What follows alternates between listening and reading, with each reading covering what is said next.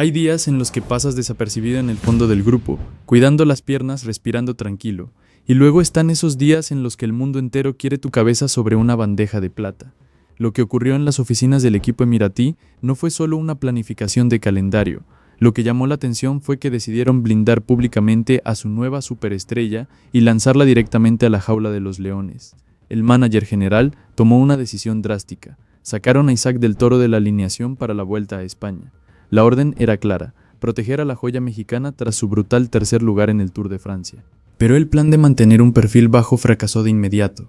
El equipo lo inscribió en la Clásica de Hamburgo para quitarle presión, pero esa supuesta calma tuvo consecuencias. Mientras los directores intentaban vender la idea de una carrera de transición, los gigantes del pelotón afilaban los cuchillos. Corredores pesados, hombres de vatios puros como Jonathan Milan o Paul Magnier, vieron en el mexicano a un blanco móvil. Y lo más curioso de todo es que mientras el equipo del líder intentaba esconder sus cartas y bajar las expectativas de la prensa, en los demás autobuses ocurría exactamente lo contrario. Los rivales marcaron el nombre de Isaac con tinta roja. Ya no es una promesa, es una amenaza real. ¿Cómo sobrevive un escalador ágil en una carrera diseñada para gigantes del asfalto? ¿Qué planea realmente la escuadra emiratí con este movimiento de ajedrez tan arriesgado? ¿Estamos viendo el nacimiento de un líder absoluto para carreras de un día o un simple entrenamiento con fuego real? Vamos a analizarlo todo porque la historia empieza mucho antes de esta polémica. Lo cierto es que para entender esto, primero tenemos que retroceder un poco y fijarnos en algo que quizá muchos aficionados pasaron por alto durante las jornadas anteriores al mes de julio. La historia de Isaac del Toro en este 2026 es una montaña rusa de brutalidad física y mental. El chico de Ensenada no llegó a Francia por arte de magia. En febrero destrozó los relojes ganando el Tour de los Emiratos Árabes. Semanas después, hizo historia pura. Se convirtió en el primer mexicano en reinar en la Tirreno Adriático. Fue tercero en las terribles rutas de tierra de la Strade Bianche, pero el verdadero drama táctico comenzó en abril. Durante la vuelta al País Vasco, el mexicano sufrió una caída durísima. El diagnóstico fue una rotura muscular en el muslo derecho. Fueron meses de dolor, meses de recuperación en las sombras. Se perdió toda la campaña de las clásicas de las Ardenas, Amstel Gold Race, Flecha Valona, Lieja-Bastoña-Lieja. Todo a la basura. Muchos pensaron que la temporada del prodigio había terminado. El equipo guardó un silencio sepulcral. No mostraron datos de sus entrenamientos. No revelaron sus números de potencia. Construyeron un muro de secretismo a su alrededor. Y de repente volvió. Regresó ganando en la región de Auvernia y luego firmó esa actuación histórica en el Tour de Francia. Tercer lugar general, una victoria de etapa. El maillot blanco de mejor joven. La táctica silenciosa del equipo dio resultados. Decidieron renovar su contrato hasta el año 2031, pero esa firma trajo consigo una trampa psicológica inmensa. Ya no eres el niño nuevo, eres el heredero, y el peso de esa corona es aplastante. El plan interno era enviarlo al Giro de Italia como líder absoluto, pero la política de la escuadra prohíbe que los menores de 25 años corran 2 grandes vueltas en una misma temporada. Querían cuidar su motor, proteger su desarrollo a largo plazo, así que decidieron guardarlo, dejar que Tadej Pogačar asumiera toda la presión en la Vuelta a España y mandaron al mexicano a las frías y rápidas carreteras de Alemania. Querían que pasara inadvertido, pero el pelotón tiene memoria fotográfica. Nadie olvida a un tipo que acaba de reventar la clasificación general en París. Y así llegamos al pavimento alemán. 206 kilómetros de tensión pura. Hamburgo no perdona. La carrera es plana, nerviosa y traicionera. Las carreteras son estrechas. El viento cruza desde el Mar del Norte. Pero el verdadero infierno tiene nombre y apellido, el Waseberg. Una pared corta pero salvaje. Son apenas 700 metros de escalada, pero las rampas alcanzan un doloroso 16% de inclinación. Y lo peor de todo es que tienen que subir ese muro 5 veces en la parte final de la carrera. Cuando el pelotón comenzó a acercarse a la zona caliente, la guerra por la posición fue despiadada. Los equipos de los velocistas formaron trenes de alta velocidad. Cuerpos pesados chocando hombros a más de 60 kilómetros por hora. Aquí no hay amigos. Aquí hay supervivencia. Los directores deportivos gritaban por las radios. La tensión cortaba el aire. La orden para Isaac del Toro era simple pero sumamente peligrosa: mantenerse en la parte delantera sin gastar una sola bala de más. Conforme la carretera empezó a inclinarse en el primer paso por el Waseberg, la física entró en juego. Los hombres rápidos intentaron imponer su peso. Hombres de 80 kilos empujando vatios brutales para no perder la rueda. Pero del Toro juega otro juego. Su relación de vatios por kilo es una locura. Mientras los gigantes sufrían retorciéndose sobre el manillar, el mexicano bailaba sobre los pedales. La escuadra emiratí desplegó a sus gregarios de una forma magistral. formaron una cápsula de seguridad alrededor de su líder. Lo cubrieron del viento lateral, le evitaron los frenazos bruscos de las curvas cerradas. Cada esfuerzo de sus compañeros era un gramo de ácido láctico que Isaac lograba ahorrar, y el impacto mental sobre los rivales fue masivo. Jonathan Milan miraba de reojo, Viniam Girmay ajustaba sus zapatillas. Olaf Kuich sabía que si el mexicano atacaba en la rampa más dura, nadie de ellos podría seguirlo. Las declaraciones de la organización resonaban en el asfalto. Dijeron textual: Isaac del Toro es mucho más que un gran talento. Esa frase era una diana en su espalda. En los metros finales de cada ascensión, el mexicano tensaba la cuerda, no con ataques suicidas, sino con un ritmo constante, asfixiante. Buscaba limpiar el grupo, quitarle oxígeno a los velocistas puros. En la edición del año pasado terminó en la posición 42. Trabajó como obrero para otros. Este año la historia cambió por completo. Exigió respeto.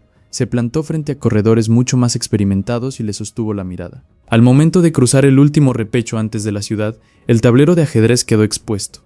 Un grupo reducido volando hacia el centro de Hamburgo. Del Toro, sabiendo que en un embalaje llano tenía las de perder contra bestias como Arnaud Delis, pero su sola presencia desordenó todos los trenes de lanzamiento. Obligó a los rivales a gastar energías persiguiendo sus amagos de fuga. Fue una exhibición de madurez táctica brutal. No necesitó ganar para demostrar que ahora él dicta los tiempos de la carrera. Eso es precisamente lo que, según los analistas especializados, está ocurriendo en las entrañas del pelotón internacional. Los expertos coinciden en que la transformación física y técnica de Isaac es algo fuera de lo común. El ciclismo moderno es un deporte de números fríos y calculados, y la diferencia biomecánica en carreras como Hamburgo lo explica todo. Los especialistas en embalajes pueden generar hasta 1800 vatios de potencia absoluta en esfuerzos cortos de 10 a 15 segundos. Son máquinas de pura explosión muscular. Pero en subidas como el Waseberg, el peso te castiga. Aquí domina quien tiene la mejor relación de potencia y peso.